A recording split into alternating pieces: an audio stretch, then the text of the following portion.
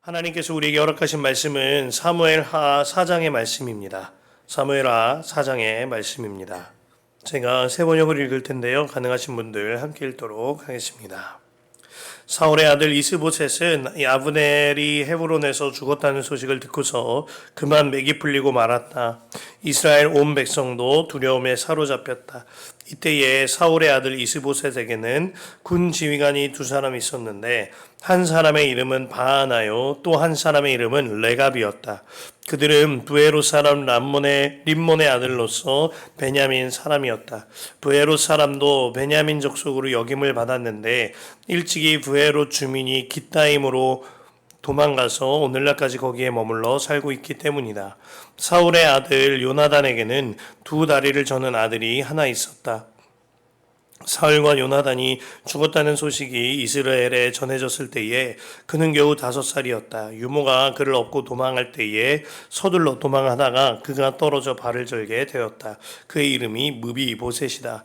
브에롯 사람 림몬의 두 아들 레갑과 바하나가 이스보셋에 있는 왕궁으로 갔다. 그들은 한창 더운 대낮에 그곳에 도착하였는데 때마침 이스보셋은 낮잠을 자고 있었다. 그들은 밀을 가지러 온 사람처럼 꾸미고 대궐 안으로 들어가서 그의 배를 찔러서 죽였다. 그런 다음에 레갑과 그의 동생 바하나는 도망하였는데 그들이 대궐로 들어갔을 때에 왕은 침실에서 침대 위에 누워서 자고 있었다.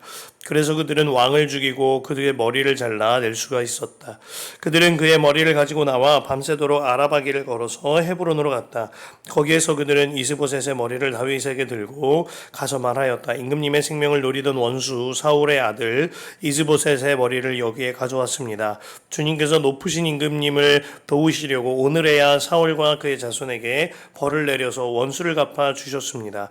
그러나 다윗은 부에롯 사람 림몬의 아들 레갑과 그의 동생 바하나에게 이와 같이 대답하였다. 온갖 죽을 고비에서 나의 생명을 건져주신 확실히 살아계신 주님을 두고 맹세한다. 전에 사울이 죽었다는 소식을 나에게 전하여 주고 나는 그를 자기는 좋은 소식을 전한 것으로 여긴 자가 있었다. 나는 그를 붙잡아서 시글락에서 죽였다. 이것이 내가 그에게 준 보상이었다. 하물며 흉악한 자들이 자기 집 침상에서 잠자는 어진 사람을 죽였으니 내가 어찌 너희의 살인죄를 벌하지 않을 수가 있겠느냐. 그러므로 나는 이제 너희를 이 땅에서 없애버리겠다. 다윗이 젊은이들에게 명령하니 젊은이들이 그 두 사람을 죽이고 그들의 손과 발을 모조리 잘라낸 다음에 그들의 죽음을 헤브론의 연못가에 달아매었다. 그러나 이스보셋의 머리는 가져다가 헤브론에 있는 아브넬의 무덤에 묻었다. 아멘. 하나님의 말씀입니다. 주님 안에 참 좋은 금요일입니다. 오늘 저녁은 금요 성령 집회가 있는 날인데요. 주님과 동행함으로 말미암아 성령이 충만한 밤, 그리고 우리의 기도의 온도가 뜨겁게 달구어지는 밤 되어지시기를 바라겠습니다. 미케아벨리즘이라는 용어가 있습니다. 이는 미케아벨리가 쓴 군주론이라는 책에 절대 왕권을 지키는 군주가 되는 방법에 대한 사상을 토대로 만들어진 용어인데요. 이런 의미입니다. 미케아벨리즘, 목적을 위하여 또한 자신의 군주로서의 자리를 지키기 위하여 어떠한 수단이나 방법도 허용된다는 사상이라고 하지요. 성경적 리더십이랑은 전혀 다른 것이 느껴지십니까?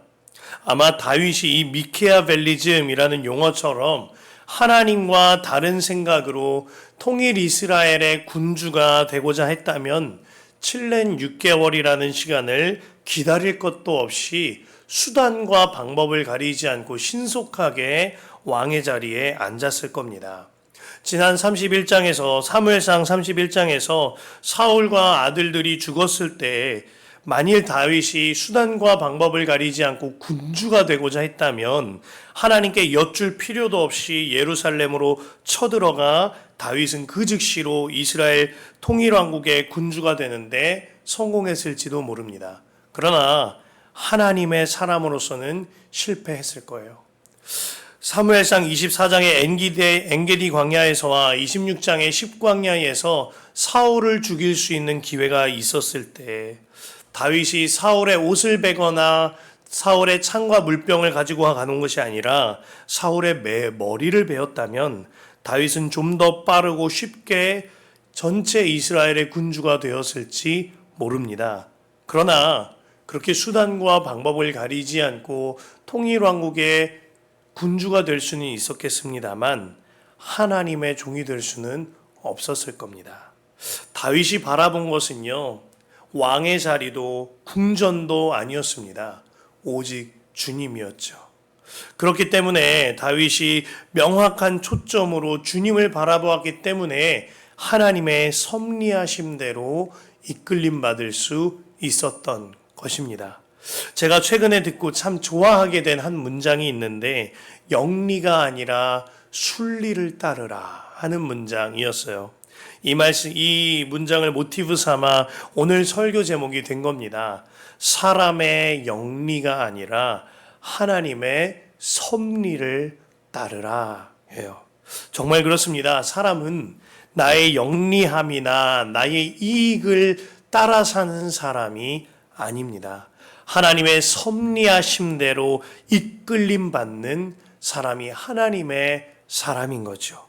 그 길이 가장 선한 길임이 믿어질 때 하나님의 섭리대로 하나님의 허락하심대로 이끌림 받는 삶을 살게 되는 겁니다. 내가 이끄는 게 아니라 주께서 이끄시는 대로 이끌림 받아지는 거죠. 이것이 신적인 수동태의 삶인 겁니다. 오늘 사람의 영리대로, 오늘 본문에 사람의 영리대로 살았던 사람과 하나님의 섭리하심대로 살았던 사람의 대조가 이루어지고 있는데요. 사울의 아들 이스보셋 주변에는 사람의 영리로 이끌림 받은 간신들이 참 많았던 것 같아요.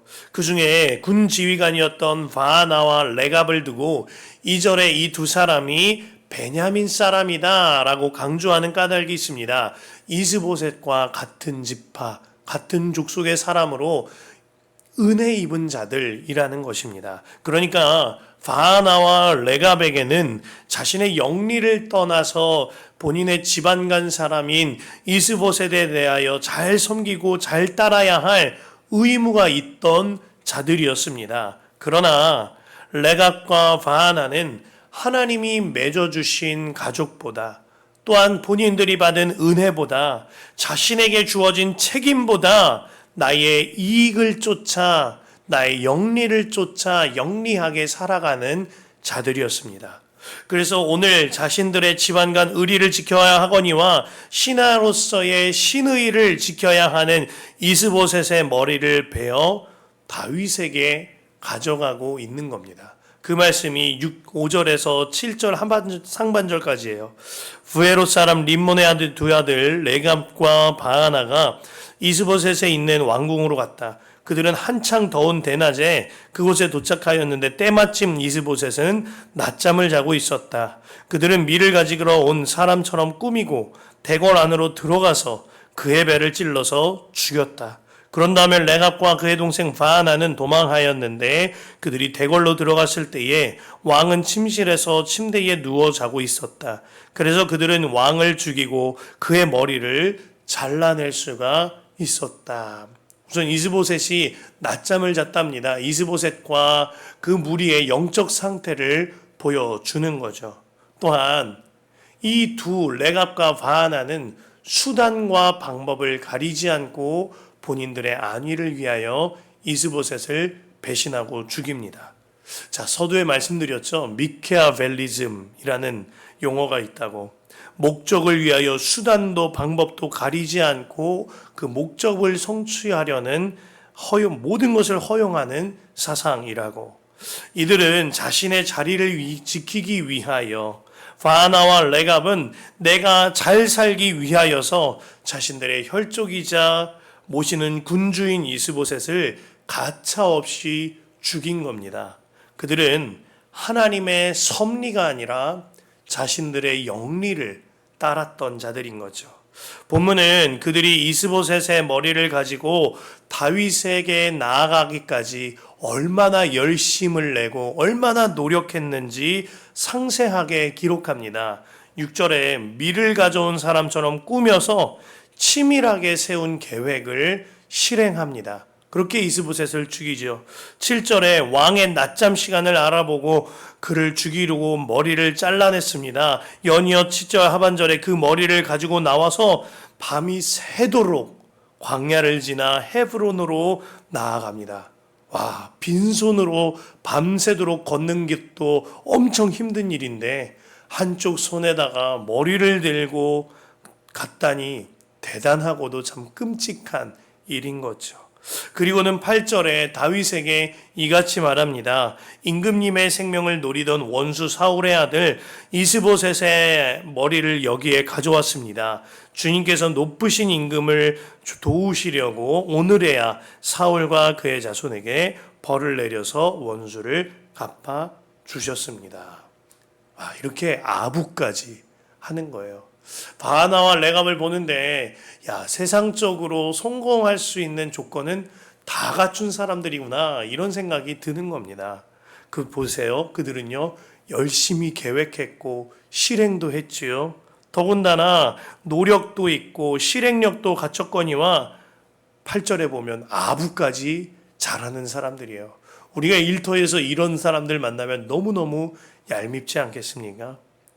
그러나 이러한 바나와 레갑의 말과 행동이 성경을 읽는 우리로 하여금 눈살을 찌푸리게 만들죠. 왜죠? 그들이 하나님의 섭리가 아니라 인간의 영리를 따르는 자들이었기 때문입니다.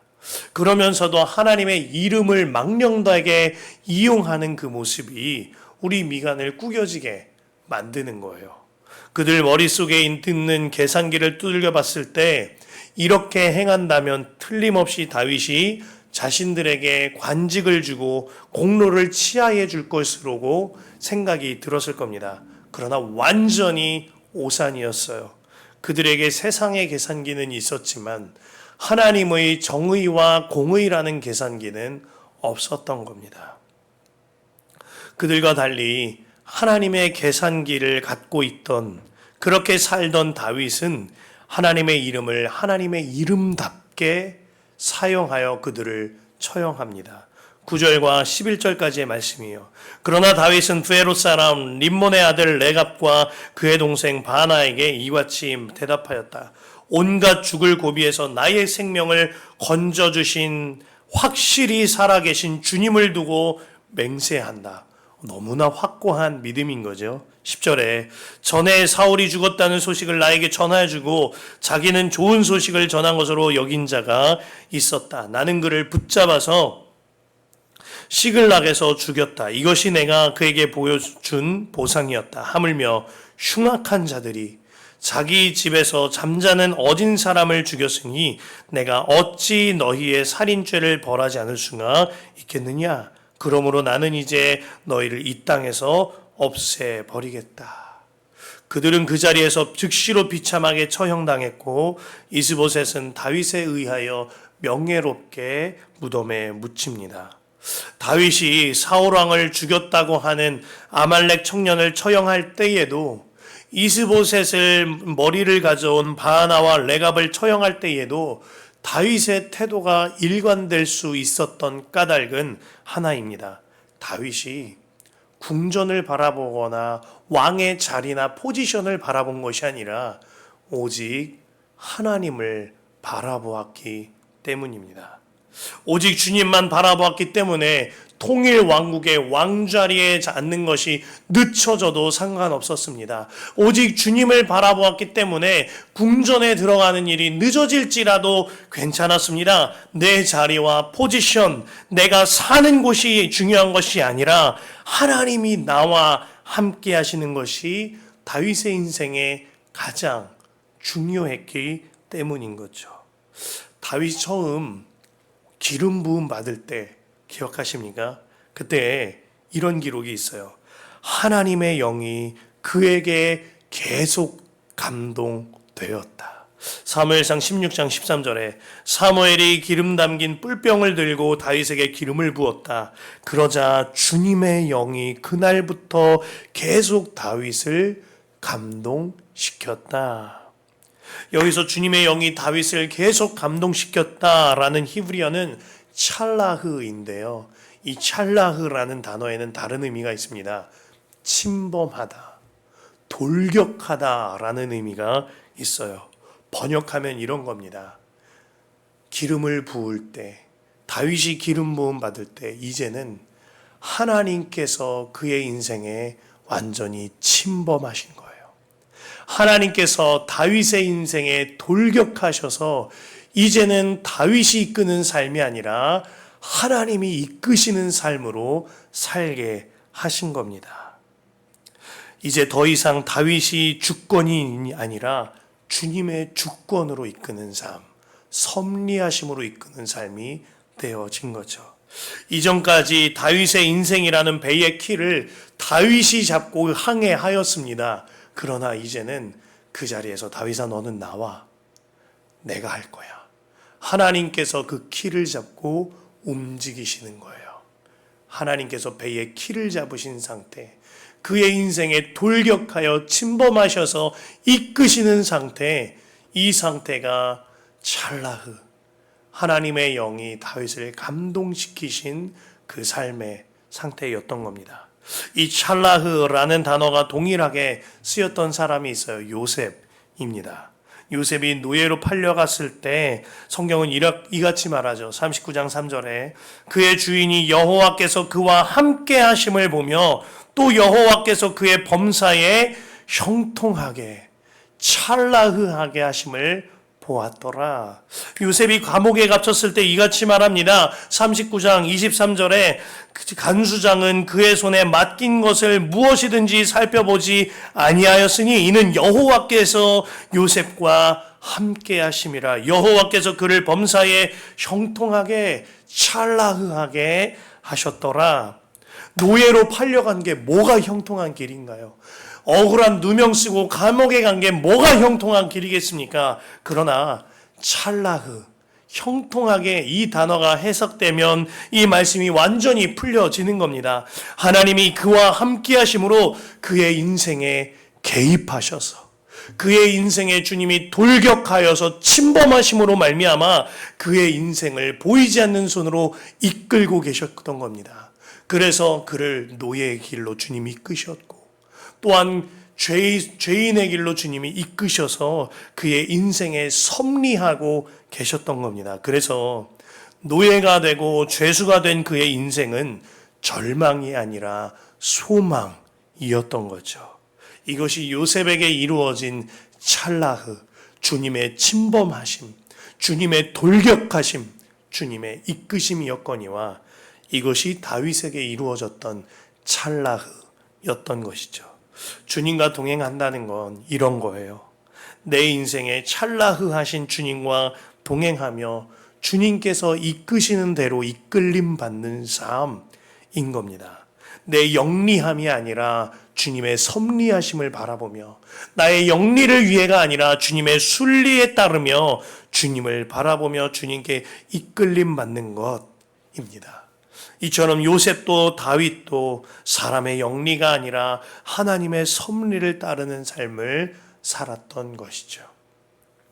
목회를 하면서 저의 가장 큰 기도 제목 중 하나가 이겁니다. 하나님, 사람의 영리가 아니라 하나님의 섭리를 따르게 하여 주시옵소서. 그래서 이같이 기도하게 되는 겁니다. 때로는 이러이러한 좋은 일이 있어 보일 때 하나님, 이러이러한 좋은 일이 있습니다. 좋아 보이는 일이 눈앞에 생긴 것 같습니다. 그러나 이것이 정말 주님의 뜻인지 분별할 수 있게 하여 주십시오. 주님의 순리대로 주님의 섭리하심대로 이끌림 받는 길인지 주여 저에게 보여주십시오. 저에게 말씀하여 주십시오. 또 이와 반대로 어려운 일이 생길 때도 있습니다. 그때 주님께 기도하는 거예요. 주님, 이러이러한 어려움이 있는데 저는 어리석고 저는 부족하여서 이 뜻을 헤아릴 수가 없습니다. 이 안에 숨어있는 하나님의 섭리를 저에게도 알게 하여 주십시오. 저에게도 깨닫게 하여 주십시오. 이렇게 기도하게 되는 거죠. 그렇게 기도할 때 저의 영리가 아니라 하나님의 섭리를 따르고자 기도하게 되는 겁니다. 그러나 이런 목회적 고민이 씨름이 되고 힘겨울 때가 있습니다. 그러나 어제 이 예배당에서 성전 기도하고 또 말씀을 준비하면서 있는데 주님이 이런 마음을 주시는 거예요. 슬기야, 더욱 물어봐다오. 그리하여서 더욱더 나의 이끌림을 받아다오. 물론 때로는 잘못 알아들을 수도 있을 거야. 그러나 나는 너의 그 결과를 보지 않고 물어보고 씨름하며 나에게 나아왔던 그 과정을 본단다. 나는 너가 넘어지고 무너지는 그 결과가 아니라 끝까지 주님께 매달리고자 하였던, 주님께 여쭤보고 또 여쭤보고 주님을 붙잡고자 하였던 너의 그 중심을 볼 거란다. 그러니 더 물어봐다오. 더 씨름해다오. 더 나에게 가까이 와다오. 말씀하시는 것 같았어요. 그 말씀을 듣는데 눈물이 나는 겁니다. 사랑하는 성도 여러분, 주님께서 여러분들에게 동일하게 말씀하십니다. 더 물어봐다오. 그리고 더 가까이 와다오. 나에게 더욱더 이끌림 받아다오. 그 주님을 더욱더 바라보심으로 말미암아 오직 주님께로 이끌림 받는, 나의 영리가 아니라 하나님의 섭리로 이끌림 받는 여러분 되시길 간절히 축복합니다.